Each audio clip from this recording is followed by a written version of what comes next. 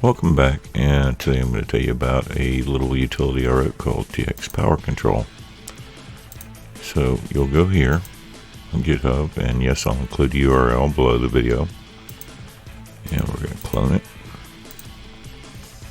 You go to whatever directory you want to use. I'm already in the directory I want to use. There we go.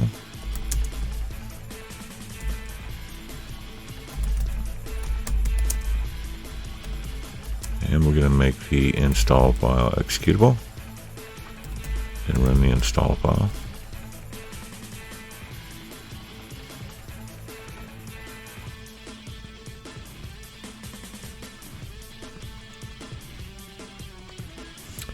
Now, what does this do? Okay, so just come out to our regular directory. Okay, so we just type TXPow. And it opens up for us, and what this will do is it will boost the power on your internal Wi-Fi card. Okay, so like I have an alpha on here, so we're going to look at the internal, and on our internal we have, looks like yeah, it's WLAN 1, so we're going to know that we can use that one to boost. That's our alpha. So I'm going to choose option 2.